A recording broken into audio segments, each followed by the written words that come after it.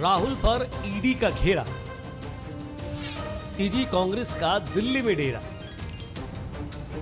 ED दफ्तर में राहुल गांधी से सवाल जवाब का सिलसिला 5वें दिन भी जारी रहा, लेकिन राहुल गांधी से पूछताछ को लेकर सियासत दिल्ली से लेकर छत्तीसगढ़ तक गर्मा गई है।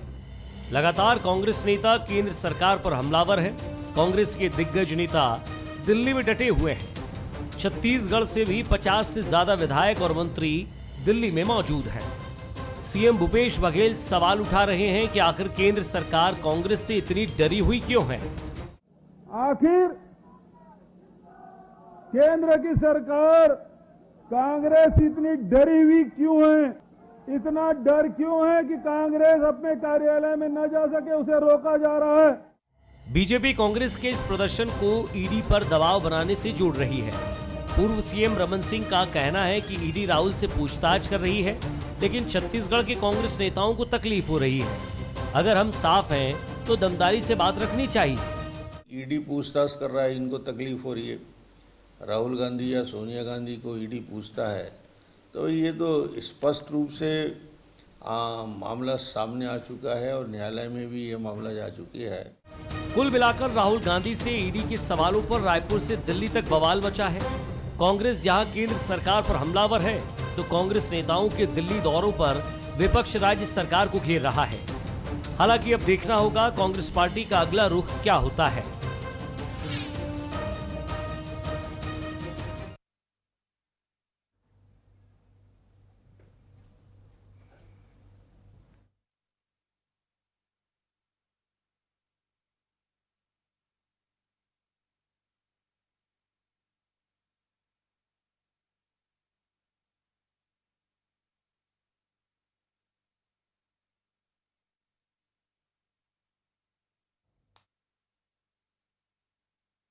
अगला निशाना छत्तीसगढ़ की ओर है।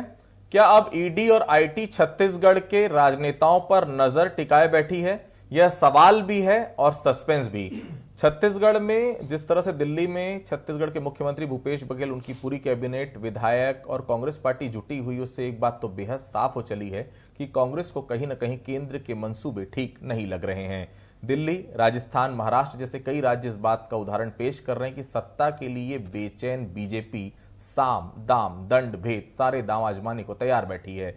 मुख्यमंत्री के तेवर भी क्या उसी मंसूबों की तरफ इशारा कर रहे हैं, या फिर छत्तीसगढ़ की राजनीति को केंद्र बिंदु पर लाकर छत्तीसगढ़ के मुख्यमंत्री भूपेश बघेल अपनी अलग छवि प्रस्तुत करना चाहते हैं? नमस्कार, आज के मुद्दे में आप सभी का स्वागत है। मैं हूं आदित्य नामदेव। इसमें कोई शक नहीं कि आज के दौर में छत्तीसगढ़ कांग्रेस का सबसे मजबूत किला है, जहां 70 से ज्यादा विधायक कांग्रेस के पास हैं और भूपेश बघेल जैसा आक्रामक चेहरा भी। सत्ता और सरकार की जुगलबंदी ने प्रदेश में विकास की नई बयार लिखी है, जिसके चलते कहीं ना कहीं केंद्र को छत्तीसगढ़ कहीं ना कहीं खटकने लगा है। अतिशयोक्ति नहीं होगी कि छत्तीसगढ़ में भी ईडी और आईटी की टीम लगातार यहां पर आने वाले समय में देखी जाए, क्योंकि कहीं ना कहीं इस बात के संकेत मुख्यमंत्री के बयान भी दे रहे हैं। तो क्या ये बात साफ की जाए कि कहीं ना कहीं आने वाले समय में जिस तरह से हमने देखा राजस्थान, जिस तरह से हमने देखा महाराष्ट्र, बाकी राज्यों में बीजेपी जो कि केंद्र सरकार में है, वो कहीं ना कहीं बाकी राज्यों की सरकारों को डिस्टर्ब करने में, या कुल मिलाकर ये कहा जाए कि वहां की सरकारों को हटाकर भगवाकरण करने की कहीं ना कहीं पूरी फिराक में है। आज इसी मुद्दे पर हम चर्चा करेंगे। दिल्ली में डेरा, छत्तीसगढ़ में घेरा। हमारे साथ बातचीत करने के लिए तीन बेहद खास मेहमान मौजूद हैं। हमारे साथ मौजूद हैं अजय साहू जी, कांग्रेस के वरिष्ठ नेता हैं, बहुत स्वागत करता हूं मैं उनका। मेरे साथ मौजूद है मुकेश शर्मा जी, भारतीय जनता पार्टी के प्रवक्ता हैं, नेता हैं, बहुत स्वागत करता हूं उनका। मेरे साथ मधुकर दीदी जी हैं, वरिष्ठ पत्रकार हैं, बहुत स्वागत करता हूं उनका। मधुकर जी, सबसे पहले आप ही के पास आता हूं कि कांग्रेस के दिग्गज नेता दिल्ली में हैं, ये विरोध आपको समझ में आया? ये विरोध किसका है? ईडी का विरोध है, अग्निपथ का विरोध है, राहुल गांधी को बुलाया जा रहा है उसका विरोध है, यह संभावित डर है कि ईडी और आईटी का घेरा कहीं ना कहीं अब छत्तीसगढ़ में भी आने वाले समय में देखने को मिलेगा? देखिए नामदेव जी, दरअसल ये जो डेरा डाला गया है, इसके पीछे प्रवर्तन निदेशालय द्वारा राहुल गांधी जी और उनकी माताश्री सोनिया गांधी जी को दिया गया नोटिस है। उस नोटिस के परिप्रेक्ष्य में राहुल जी प्रवर्तन निदेशालय के सामने पेश होते हैं, उनके बयानात होते हैं और वो प्रक्रिया पिछले 4-5 दिन से चल रही है। अब देखिए, स्वाभाविक तौर से कोई प्रकरण होता है जो प्रवर्तन निदेशालय के पास होता है, उसकी पूछताछ की एक प्रक्रिया होती है। नोटिस जाता है, संबंधित व्यक्ति को या व्यक्तियों को बुलाया जाता है, तमाम कागजात पेश होते हैं, बातचीत होती है, जो मुद्दे होते हैं उन पर चर्चा होती है, जो आरोप होते हैं उन पर चर्चा होती है, जो कहीं गड़बड़ी की बात होती है, कहीं भ्रष्टाचार की बात होती है, कहीं अमानत में खयानत की बात होती है, बहुत सारे मुद्दे होते हैं जिसमें प्रवर्तन निदेशालय के अधिकारी बात करते हैं। अब राहुल जी को नोटिस दिया गया, स्वाभाविक तौर से चाहे वो राहुल जी हों, चाहे देश का कोई एक सामान्य नागरिक हो, एक प्रक्रिया होती है, न्यायालय इन प्रक्रिया भी होती है और एक व्यवस्था भी होती है कि वो नोटिस सर्व हुआ, राहुल जी ने नोटिस का जवाब देने के लिए वहाँ राहुल जी प्रस्तुत हुए। देखिए, राहुल गांधी जी एक बड़ी शख्सियत है, कांग्रेस के बड़े नेता हैं, कांग्रेस के राष्ट्रीय अध्यक्ष रह चुके हैं, उनका बड़ा नाम है, लाखों उनके लोग हैं, पार्टी है, राष्ट्रीय पार्टी के वो एक बड़े चेहरे हैं। स्वाभाविक तौर से ऐसे लोगों पर जब कोई कार्रवाई होती है या कार्रवाई की बात चलती है तो स्वाभाविक तौर से एक जो परिवार होता है वो साथ में होता है। तो आज कांग्रेस परिवार जो राहुल गांधी के साथ खड़ा नज़र आता है तो वो एक पार्टीगत भावना से है। मुझे नहीं लगता है कि कांग्रेस के लोग इसलिए वहाँ धरना प्रदर्शन या विरोध कर रहे हैं कि राहुल गांधी को क्यों बुलाया गया, राहुल गांधी निर्दोष हैं, ये सब बातें तो सेकेंडरी हो जाती हैं। प्रथमतः तो ये है कि राहुल गांधी जी को अगर प्रवर्तन निदेशालय ने बुलाया है तो राहुल गांधी जी अगर अकेले जाते, तो सच बताऊं, मैं एक आम भारत के नागरिक के नाते मैं कहता हूं कि अगर राहुल गांधी जी प्रवर्तन निदेशालय में अकेले जाते और कहते कि हाँ मैं बयान अपना देने आया हूं, जो भी मुझसे सवालात किए जाएंगे मैं उनके जवाब दूंगा, बड़ा नाम हो जाता उनका। उनकी उदारता, उनकी दरियादिली, उनके बड़प्पन को लोग नज़ीर के रूप में पेश करते। लेकिन ये एक बड़ा जमावड़ा करके, देखिए राजस्थान के मुख्यमंत्री, छत्तीसगढ़ के मुख्यमंत्री, अन्य पूरे देश के बड़े बड़े कांग्रेस के नेता, दिल्ली के नेता, केंद्रीय नेता कांग्रेस के बड़े चेहरे, पूर्व मंत्री, सारे बिल्कुल ऐसा प्रदर्शन कर रहे हैं जैसे राहुल गांधी जी पर कोई ऐसी बड़ी विपदा आ गई। तो वो ना होता तो ज़्यादा अच्छा होता। देखिए ना, आपने एक दृश्य, मैं 1-2 सेकंड लूँगा, एक दृश्य टेलीविज़न चैनल में आपने देखा होगा, राजस्थान के मुख्यमंत्री जी एक हवलदार से निवेदन कर रहे हैं कि अरे भाई जाने दो हमको, 4-5 लोग तो हैं, क्या फ़र्क पड़ेगा। एक देखिए, आप अपनी डिग्निटी का भी तो ध्यान रखिए। एक राज्य का मुख्यमंत्री एक घिघियाने की भाषा में एक हवलदार से बात कर रहा है, आप क्या करेंगे वहाँ जा कर के? बयान आपके नहीं होने हैं, वहाँ राहुल गांधी जी के बयान होने हैं। तो कुल मिला के मैं तो ये समझ रहा हूँ कि राहुल गांधी जी अगर वहाँ अपने बयान देने के लिए अकेले जाते, अकेले तो बयान दे ही रहे होंगे, लेकिन ये जो जमावड़ा इस तरह का हुआ है न होता तो मुझे लगता है कि ये राहुल गांधी जी की प्रतिष्ठा में 4 चांद लग जाते। मेरे साथ मौजूद है जी। फोन टैपिंग की बात मुख्यमंत्री कर रहे हैं, किसकी फोन टैपिंग हो रही है, कौन करवा रहा है? बीजेपी कह रही है आपको डर लग रहा है, फोन टैपिंग हो रही है तो भी क्या दिक्कत है? क्या ये लग रहा है कि फोन टैपिंग का मामला जोड़कर कहीं कोई और राजनीति की तरफ जा रही कांग्रेस? देखिए आदित्य जी, छत्तीसगढ़ में जब डॉक्टर रमन सिंह जी की सरकार थी तब भी एक अधिकारी के ऊपर लोगों के फोन टैप करने के आरोप लगते रहे हैं। पेगासस सॉफ्टवेयर की जब खरीदी हुई तो सरकार ने माना कि हमने उस सॉफ्टवेयर को खरीदा है, उसका उपयोग हम चुनिंदा लोगों पर कर रहे हैं। तो उसी तारतम्य में अगर ये बात आ रही है तो छत्तीसगढ़ जिस तरीके से, अभी महाराष्ट्र की स्थिति देख लीजिए, मध्य प्रदेश की बात कर लीजिए, राजस्थान में सरकार को जिस तरीके से अस्थिर करने की चेष्टा की गई है, बाकी और भी बहुत सारे राज्यों के ऐसे उदाहरण हैं जहां पर सरकार फोन टैपिंग के माध्यम से लोगों की निजता का हनन करती है और उसके बाद में उसका जो लाभ उठा करके वहां के सरकार को, निर्वाचित सरकार को, लोकतांत्रिक तरीके से जो सरकार बनी है उसको गिरा करके खरीद फरोख्त, हॉर्स ट्रेडिंग कर करके अपनी सरकार बनाने की दिशा में काम करती है। अब हमको समझना होगा कि भारतीय जनता पार्टी की सरकार जब केंद्र में बनी उसके बाद 8 सालों में ईडी ने 5422 केस दर्ज किए। इसमें Hemanta Biswa Sarma, Louis Berger, Saradha chit fund जो केस था वो, नारायण राणे जब तक कांग्रेस में थे उनको ईडी और आईटी विभाग के नोटिस मिल रहे थे, मुकुल राय, सोमेन मित्रा टीएमसी में थे, केस चले, भारतीय जनता पार्टी में चले गए। इन्होंने तो एक फेयर एंड ग्लो स्कीम चलाई हुई है, वो क्रीम लगाते हैं, जैसे ही बीजेपी ज्वाइन करता है आदमी उनके सारे केस धुल जाते हैं। और लेकिन ईडी ने किसी पर भी इस तरीके से दबाव नहीं बनाया। ये दर्शाता है कि कहीं ना कहीं ईडी की जो कार्रवाई है वो भारतीय जनता पार्टी और केंद्र सरकार की कहीं ना कहीं एजेंट के रूप में काम कर रही है। हमको राहुल जी के साथ जो जमवाड़ा लगाने की बात आ रही है, इसमें सबसे पहले मैं ये कहना चाहूंगा, पुलिस ने जो हमारे एआईसीसी के दफ्तर में घुस करके हमारे नेताओं को, हमारे सांसदों को, हमारे जो ऑफिस बेरर्स हैं एआईसीसी के, उनको अपने दफ्तर में जाने से रोका है। ऐसी ही घटना छत्तीसगढ़ में भी हुई थी। हमने जब प्रदर्शन का ऐलान किया तो हम लोगों को भी प्रदेश कांग्रेस दफ्तर में जाने से रोक रहे थे। ये हमारा संवैधानिक अधिकार है, हमको आप अपने घर में जाने से कैसे रोक सकते हो? लड़ाई ये है, राहुल गांधी जी 50 घंटे की पूछताछ में जवाब देते हैं, राहुल गांधी जी अकेले जाते हैं, जवाब देते हैं, लेकिन केंद्र सरकार और ईडी बताए तो 50 घंटे की पूछताछ के बाद उन्होंने क्या निकाला है। मुकेश जी, भगवा में करने की पूरी तैयारी, लगभग भगवा में अपने राज्यों को कर भी दिया, हर जगह आपकी सरकार है, मन नहीं भरता आप लोग का? विपक्ष नहीं चाहते आप लोग की विपक्ष रहे? ईडी, आईटी, लगातार आरोप लगते हैं, आरोपों से भी मन नहीं भरता। और टारगेट करने का क्या मतलब है? राहुल गांधी से 50 घंटे पूछताछ हुई, पूछताछ में क्या निकला ये तो बता दीजिए भाई। नामदेव जी के बाद वो ये शब्द बोलते हैं मंच के माध्यम से कि ईडी के अधिकारी ये कहते हैं कि आप में इतना पेशेंस आता कहां से? तो क्या केवल बुलाकर परेशान करना चाहती थी बीजेपी, या मैं सीधे तौर पर करूं ईडी? देखिए नामदेव जी, कहीं ना कहीं अपने आपसी अंतर कलह के कारण और किसी दूसरे पार्टी में या सरकार के ऊपर में दोषारोपण करने के बजाय अपने घर को संभालें। और कहीं न कहीं ये ईडी की पूछताछ ये नई बात नहीं है।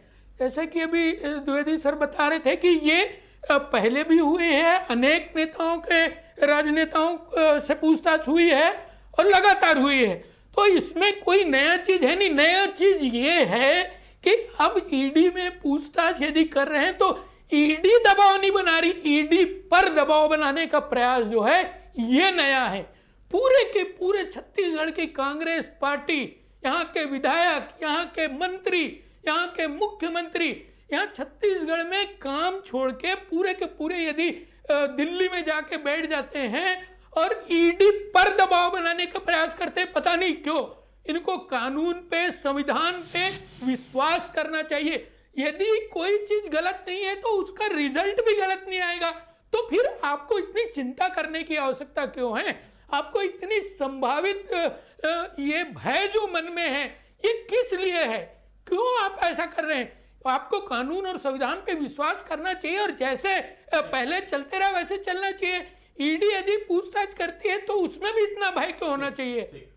बात सबसे बड़ा सवाल वही उठता है कि जो आपकी पार्टी में नहीं रहता उसमें ईडी और आईटी के हथकंडे और डंडे चलते हैं, लेकिन जब आपकी पार्टी में आ जाता है तो बिल्कुल पाक साफ हो जाता है। बहरहाल अजय जी मेरे साथ है। अजय जी, ये डर की बात कर रहे हैं बार बार मुकेश जी और बीजेपी, आप लोग को डर बहुत लगता है। डर किस बात का है भाई? ईडी आ रही आने दीजिए, आईटी आ रही आने दीजिए, जब पाक साफ है तो फिर डर किस बात का? देखिए आदित्य जी, हम तो अंग्रेजों से नहीं डरे, तो उनके मुखबिरों से तो डरने का प्रश्न ही नहीं उठता है। तो इस बात को तो भारतीय जनता पार्टी और ईडी दोनों अपने मन से निकाल दे कि हम किसी से डरते हैं। आपने 50 घंटे की पूछताछ की, हमारे प्रदेश के मुख्यमंत्री जी ने कहा, हमारे कांग्रेस के नेताओं ने कहा, अगर आपकी पूछताछ में दम है, आप केवल दबाव बनाना नहीं चाहते हैं, तो उस पूछताछ का आप सीधा प्रसारण करिए ना। आपके प्रश्न क्या हैं? आप क्या जानना चाहते हैं? किस विषय में आप पूछताछ कर रहे हैं? अरे अगर हमने किसी को पैसा दिया है, ऑनलाइन ट्रांजैक्शन हुआ है, तो इसमें भ्रष्टाचार कहां से हो गया? हम तो यही कह रहे हैं, देश भी जानना चाहता है। आप एक परिवार को टारगेट कर रहे हैं, एक ऐसे परिवार को टारगेट कर रहे हैं जिसने इस देश की एकता और अखंडता के लिए अपने परिवार के सदस्यों की कुर्बानियां दी हैं। अगर वो परिवार दोषी है, अगर उस परिवार ने कोई गलत काम किया है, तो आपको सीधा प्रसारण करना चाहिए। पूरे टेलीविजन चैनल जो हैं आपके पूंजीपति मित्रों के हैं, तो आप 50 घंटे की पूछताछ करते हो और उसके बाद आपका अधिकारी कहता है कि आप इतना पेशेंस कहां से लाते हो? ये किस ओर इशारा कर रहा है? ये रमन सिंह ही है, छत्तीसगढ़ के मुख्यमंत्री थे, पनामा पेपर्स में नाम आया, उनका घर का पता किसी ने, जैसा कि वो कहते हैं कि मेरे घर का पता किसी ने उपयोग किया है, मेरे नाम से अगर कोई सिम कार्ड भी लेगा तो मैं जाकर रिपोर्ट दिखाऊंगा। लेकिन नवाज शरीफ पाकिस्तान के प्रधानमंत्री का इस्तीफा हो जाता है, ईडी उनके खिलाफ केस भी दर्ज नहीं करती। पनामा पेपर्स में तो सीधा सीधा ईडी का इन्वॉल्वमेंट है। 5422 जो केसेस दर्ज हुए उसमें रमन सिंह के खिलाफ केस दर्ज नहीं हुआ है। येदियुरप्पा के खिलाफ केस दर्ज होता है, लेकिन उसको आज तक क्यों नहीं बुलाया गया पूछताछ करने के लिए? हम ये पूछना चाहते हैं इस मंच के माध्यम से, इस आपके चैनल के माध्यम से, कि आप केवल एक परिवार को टारगेट क्यों कर रहे हो, आप एक परिवार के दो लोगों से इतना डरते क्यों हो, आप एक परिवार से इतना क्यों डरते हो कि आपको ईडी और सीबीआई जैसे अपने जो रट्टू तोते हैं उनका इस्तेमाल करना पड़ता है। आप इसलिए डरते हो क्योंकि राहुल गांधी बेरोजगारों की बात करते हैं, राहुल गांधी गांव गरीब मजदूर किसान की बात करते हैं, राहुल गांधी देश को जो आप बेचने का काम कर रहे हो उसको रोकने की बात करते हैं, राहुल गांधी जो विश्व में देश का जो छवि खराब हो रही है, रोड डॉलर के रेट गिर रहे हैं उसकी बात करते हैं, देश की जो अर्थव्यवस्था खराब हो रही है उसकी बात करते हैं। इससे घबरा करके आप ईडी का डर दिखा के राहुल गांधी जी को दबाव मिलाना चाहते हो, लेकिन ये जो लोग वहां पर दिल्ली में बैठे हैं ये अपने नेता के साथ खड़े होने गए हैं, ये किसी पर दबाव बनाने नहीं गए हैं। और मैं फिर कहना चाहता हूं, भय और डरने की बात, ये जो डिक्शनरी है कांग्रेस पार्टी की, इसमें दोनों शब्द नहीं है। क्यों लग रही है जय जी? आखिरी सवाल आपसे लूंगा, फिर आपको मुख्यमंत्री जी को लेने एयरपोर्ट भी जाना है। डर और भय की बात तो मैं कर ही रहा हूं, लेकिन ये आहट क्यों लग रही है आपको? मुख्यमंत्री के बयान से भी लग रहा है कि कहीं ना कहीं चुनाव के पहले आपको ऐसा लग रहा है कि बड़ी एक आमद ईडी और आईटी की यहां देखने को मिलेगी।